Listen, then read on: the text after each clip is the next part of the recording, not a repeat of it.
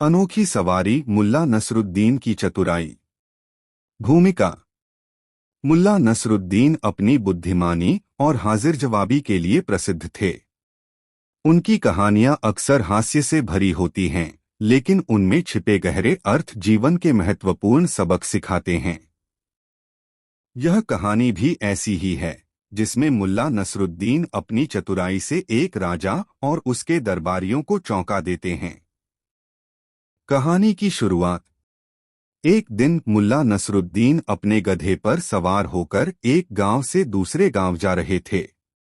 रास्ते में उनकी मुलाकात एक दरबारी से हुई, जो राजा के महल से लौट रहा था। दरबारी ने देखा कि मुल्ला का गधा बहुत कमजोर और बूढ़ा हो चुका था, लेकिन मुल्ला बड़े आराम से उस पर बैठे थे, जैसे कोई शाही सवारी कर रहे हों। दरबारी ने हंसते हुए कहा, मुल्ला, तुम्हारा गधा तो चलने के लायक भी नहीं लगता, फिर भी तुम इसे इतनी शान से क्यों चला रहे हो? मुल्ला ने मुस्कुराकर जवाब दिया, क्यों न चलाऊं? यह मेरा सबसे वफादार साथी है। यह जितना बूढ़ा और कमजोर दिखता है, उतना ही समझदार भी है।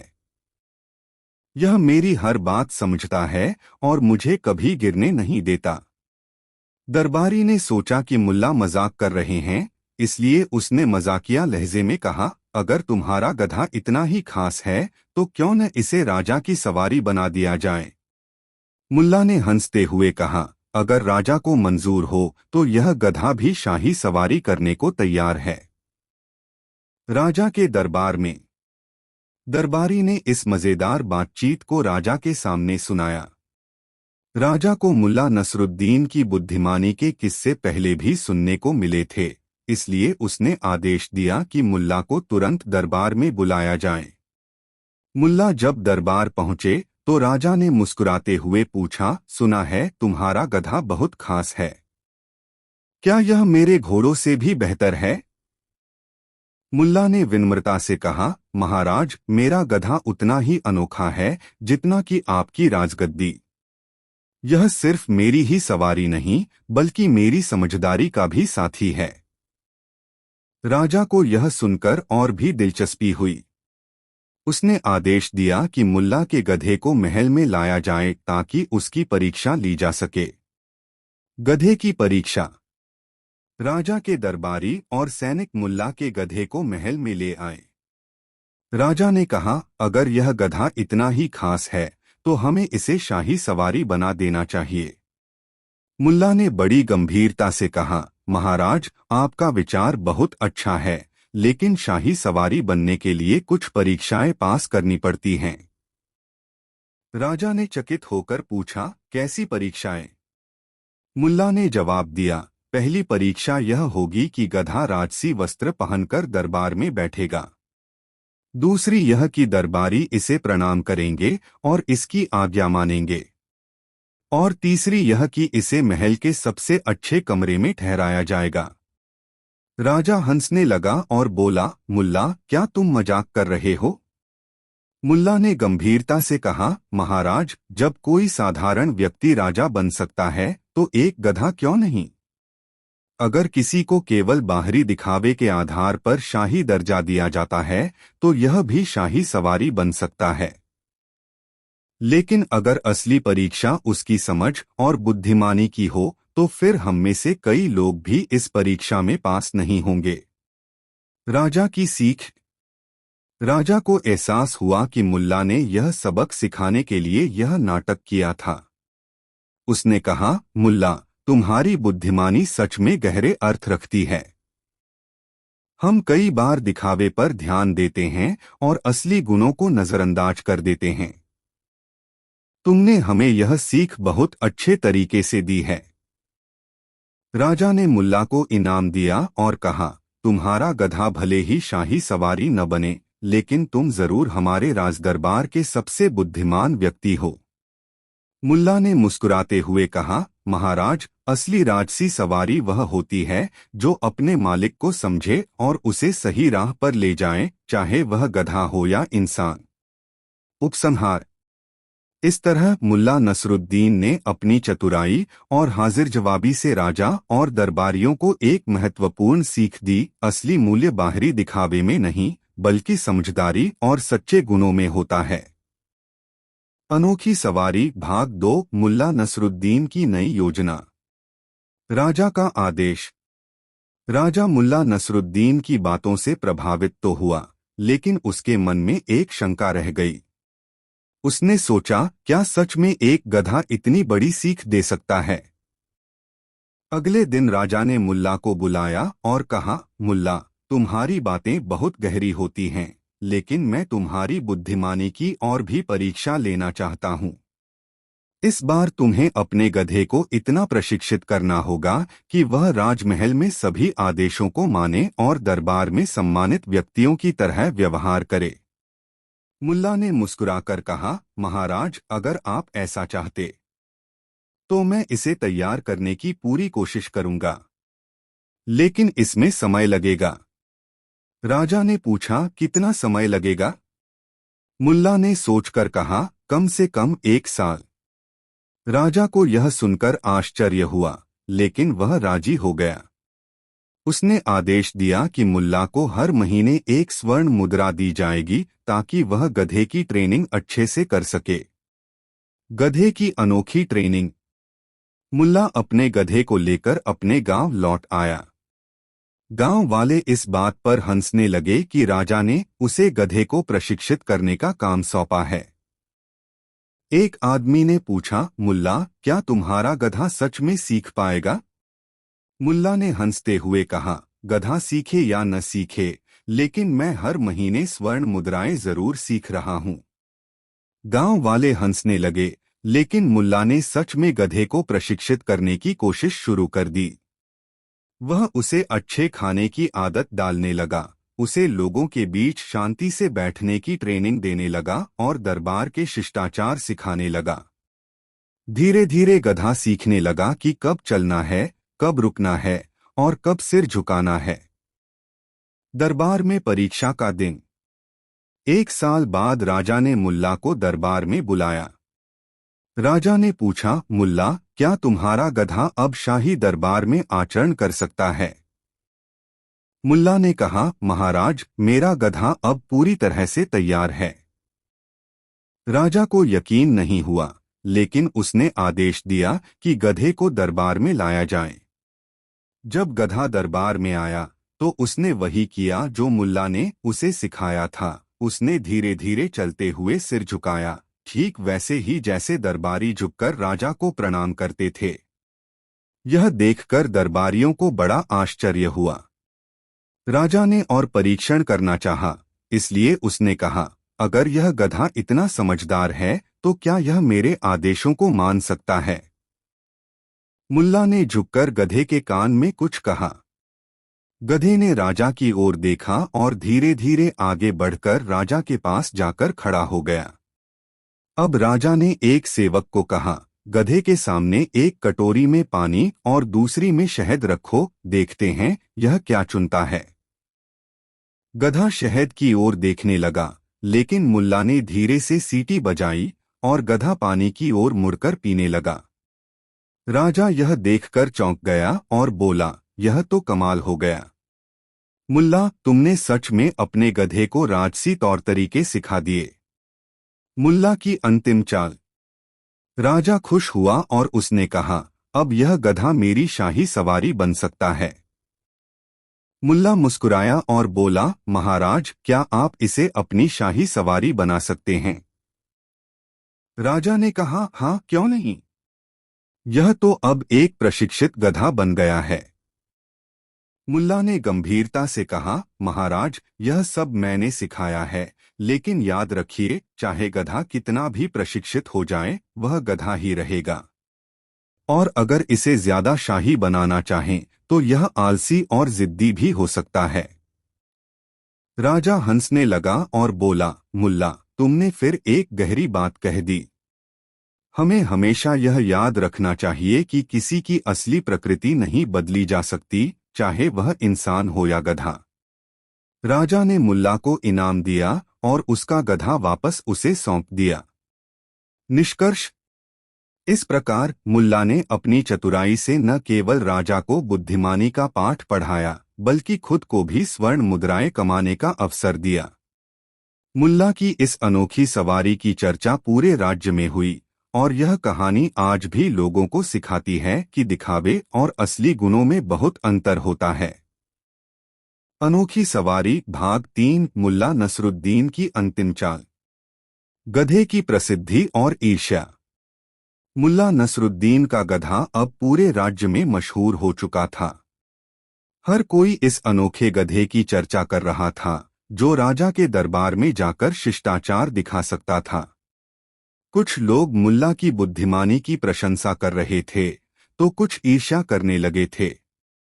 दरबार में कई मंत्रियों और अमीर दरबारियों को यह बात अच्छी नहीं लगी। उन्हें यह अपमानजनक लगा कि एक गधे को राजा के दरबार में सम्मान दिया गया। वे सोचने लगे कि अगर ऐसा ही चलता रहा तो कहीं राजा मुल्ला को ही ऊंचा दर्जा न दे दे। मंत्रीगण आपस में बातचीत करने लगे। अगर मुल्ला और उसका गधा इसी तरह राज दरबार में सम्मान है पाते रहे तो एक दिन राजा इसे हमसे ऊपर न कर दे। हमें कुछ करना होगा ताकि राजा को एहसास हो कि मुल्ला की चालाकी के पीछे कोई बड़ी सच्चाई नहीं है। गधे की नई परीक्षा। एक दिन कुछ दरबारियों ने राजा से कहा, महाराज, हमने सुना है कि मुल्ला का गधा बहुत समझदार है, लेकिन क्या वह अन्य गधों से भी श्रेष्ठ है? हमें इसकी और परीक्षा लेनी चाहिए। राजा को यह सुझाव पसंद आया और उसने मुल्ला को बुलवाया। मुल्ला, राजा ने कहा, हम तुम्हारे गधे की एक अंतिम परीक्षा लेना चाहते हैं। अगर यह परीक्षा पास कर लेता है तो मैं इसे अपने राजसी घोड़ों के बराबर दर्जा दूंगा। मुल्ला मुस्कुराया, महाराज, परीक्षा कैसी भी हो, मेरा गधा तैयार है। राजा ने घोषणा की, हम तुम्हारे गधे को राजसी पोशाक पहनाकर दरबार में बिठाएंगे और उसे राजसी भोजन परोसा जाएगा। यदि वह इसे सही ढंग से खा सके और दरबारियों की तरह व्यवहार कर सके तो यह सिद्ध हो जाएगा कि यह वास्तव में शाही सवारी के योग्य है। मुल्ला की चतुराई। मुल्ला जानता था कि गधा चाहे कितना भी प्रशिक्षित क्यों न हो, अंत में वह एक गधा ही रहेगा। लेकिन उसने राजा की चुनौती स्वीकार कर ली। अगले दिन दरबार में मुल्ला का गधा लाया गया। उसे शाही वस्त्र पहनाए गए और एक रेशमी आसन पर बैठाया गया। राजा के आदेश से महल के रसोइयों ने उसे बढ़िया से बढ़िया पकवान परोसे, सूखे मेवे, मलाईदार खीर, शहद में डूबी मिठाइयाँ और सुगंधित चावल। सभी दरबारी उत्सुकता से देखने लगे कि गधा क्या करेगा। जैसे ही गधे के सामने पकवान रखे गए, उसने अपनी नाक उठाई और घबराकर इधर-उधर देखने लगा। फिर उसने सूंघा और अपने गहरे अनुभव के अनुसार अपनी पसंद का भोजन चुन लिया। वह सीधे जाकर सूखी घास और पानी की तरफ बढ़ा। सभी दरबारी हंस पड़े। एक मंत्री व्यंग्य से बोला, देखा महाराज, चाहे इसे राजसी भोजन दो या शाही पोशाक पहनाओ, यह गधा ही रहेगा। राजा भी हंसने लगा, लेकिन उसने देखा कि मुल्ला मुस्कुरा भी नहीं रहा था। मुल्ला का जवाब। राजा ने मुल्ला से पूछा, अब क्या कहोगे मुल्ला? तुम्हारा गधा शाही घोड़ा बनने में असफल रहा। मुल्ला ने बड़े शांत स्वर में कहा, महाराज, यह गधा जानता है कि यह क्या है। यह जानता है कि इसकी असली प्रकृति क्या है। यही कारण है कि यह दिखावे में नहीं बहका और अपनी असली पसंद पर अड़ा रहा। लेकिन क्या ऐसा हर इंसान कर सकता है? राजा ने चौंक कर पूछा, इसका क्या मतलब? मुल्ला ने चारों ओर देखा और मुस्कुराते हुए बोला, यह गधा जितना भी प्रशिक्षित हो, यह अपनी असली प्रकृति को नहीं भूला। लेकिन हम इंसान अक्सर सत्ता, दौलत और दिखावे में इतने उलझ जाते हैं कि अपनी असली पहचान भूल जाते हैं। क्या कोई दरबारी ऐसा है जो शाही भोजन और ऊंचे पद का लोभ न करे? इस गधे ने हमें सिखा दिया कि असली समझदारी अपनी सच्चाई को पहचानने में है। राजा को यह सुनकर गहरा विचार आने लगा। दरबारी जो पहले हंस रहे थे अब चुप हो गए। राजा की अंतिम सीख। राजा ने सिर हिलाते हुए कहा, मुल्ला, तुम्हारी हर बात में गहरी सीख छुपी होती है। तुमने सही कहा, हम दिखावे के पीछे भागते हैं और असली मूल्यों को भूल जाते हैं। यह गधा हम सबसे अधिक समझदार निकला। राजा ने दरबारियों की ओर देखा और कहा, आज से मैं आदेश देता हूं कि मुल्ला नसरुद्दीन को राजदरबार में एक सम्मानित सलाहकार की तरह देखा जाए और हम सभी को इससे सीख लेनी चाहिए कि सच्ची समझदारी क्या होती है। दरबारी सिर झुकाकर रह गए। निष्कर्ष। इस प्रकार मुल्ला नसरुद्दीन ने न केवल अपने गधे के माध्यम से दरबारियों को हराया बल्कि राजा को भी एक अमूल्य सीख दी। असली सम्मान और बुद्धिमानी दिखावे में नहीं बल्कि सच्चाई को पहचानने में है। और मुल्ला, वह अपनी स्वर्ण मुद्राएं लेकर हंसते हुए अपने गांव लौट आया, अपने गधे के कान में फुसफुसाते हुए, देखा दोस्त, तूने फिर से सबको चकमा दे दिया। अनोखी सवारी भाग 4 गधे की नई चुनौती। मुल्ला की बढ़ती प्रतिष्ठा। मुल्ला नसरुद्दीन की चतुराई ने उसे पूरे राज्य में और भी प्रसिद्ध कर दिया। राजा ने उसे सम्मानित सलाहकार बना दिया और अब दरबार में उसकी हाजिर जवाबी और गहरी समझ के किस्से चर्चित होने लगे। लेकिन जैसे जैसे उसकी प्रतिष्ठा बढ़ी वैसे वैसे उसके विरोधी भी बढ़ने लगे। कुछ दरबारी जो पहले से ही मुल्ला की बढ़ती हुई लोकप्रियता से परेशान थे, अब उसे नीचा दिखाने का कोई न कोई बहाना खोजने लगे। उनमें से एक मंत्री, जो खुद को सबसे बुद्धिमान मानता था, मुल्ला को हराने की योजना बनाने लगा। मंत्री की योजना। एक दिन मंत्री ने राजा से कहा, महाराज, हमें यह नहीं भूलना चाहिए कि मुल्ला ने हमें पहले भी अपनी बातों से भ्रमित किया है। लेकिन क्या वास्तव में उसकी बुद्धिमानी का कोई अंत है? क्या हम यह सुनिश्चित कर सकते हैं कि वह हमेशा सही रहेगा? राजा ने पूछा, तुम्हारा अभिप्राय क्या है? मंत्री बोला, हमने मुल्ला के गधे को दरबार में शिष्टाचार सिखाने की परीक्षा ली, लेकिन एक अंतिम परीक्षा अभी भी बाकी है। यदि मुल्ला वास्तव में इतना चतुर है तो उसे इस बार यह साबित करना होगा कि उसका गधा न केवल समझदार है बल्कि यह इंसानों की तरह सोच भी सकता है। राजा को यह चुनौती रोचक लगी। उसने तुरंत मुल्ला को बुलवाया और कहा, मुल्ला, हम तुम्हारी और तुम्हारे गधे की एक अंतिम परीक्षा लेंगे। क्या तुम इसके लिए तैयार हो? मुल्ला ने मुस्कुराकर कहा, महाराज, परीक्षा चाहे जितनी कठिन हो, मैं और मेरा गधा दोनों तैयार हैं।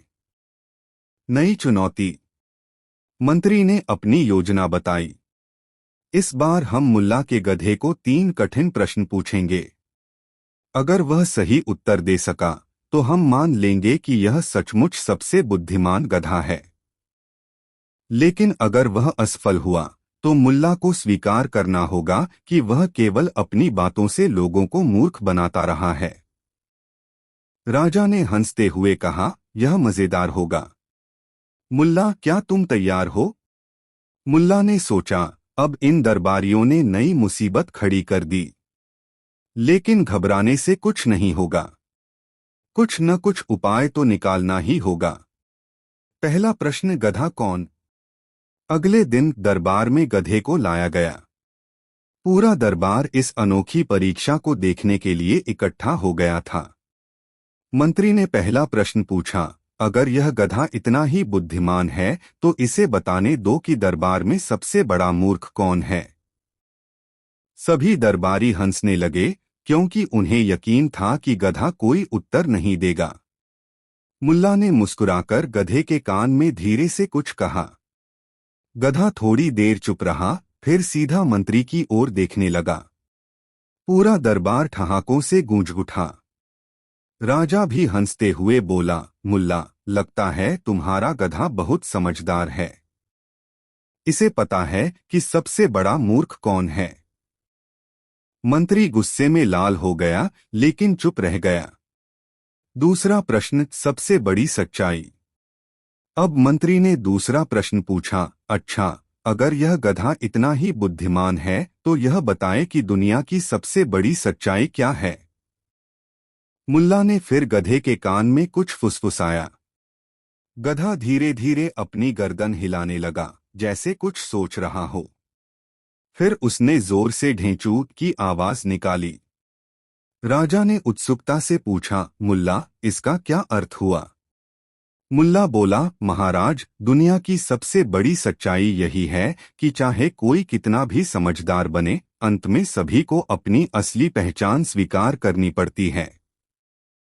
जैसे मेरा गधा चाहे जितना भी प्रशिक्षित हो, अंत में वह गधा ही रहेगा। इसी तरह दुनिया में चाहे कितने भी लोग खुद को बुद्धिमान समझें, वे अपनी असली प्रकृति नहीं बदल सकते। राजा ने सिर हिलाया और कहा, तुम्हारी बात में गहराई है, मुल्ला। सच में हर व्यक्ति को अपनी असली पहचान समझनी चाहिए। मंत्री अब और भी परेशान हो गया। तीसरा प्रश्न, भविष्य की भविष्यवाणी। अब मंत्री ने अपना आखिरी और सबसे कठिन प्रश्न पूछा, यदि यह गधा वास्तव में इतना चतुर है तो इसे यह बताने दो कि राज्य का भविष्य क्या होगा।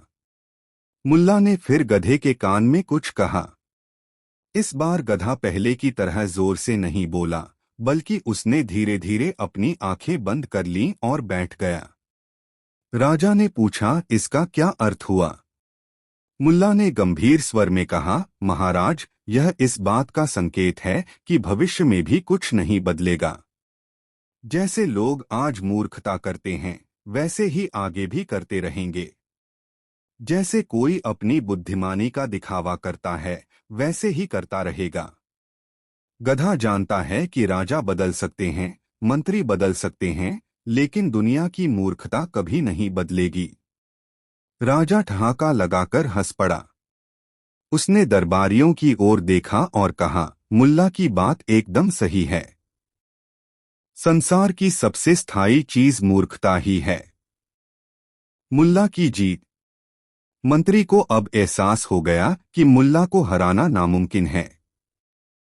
उसने चुपचाप सिर झुका लिया।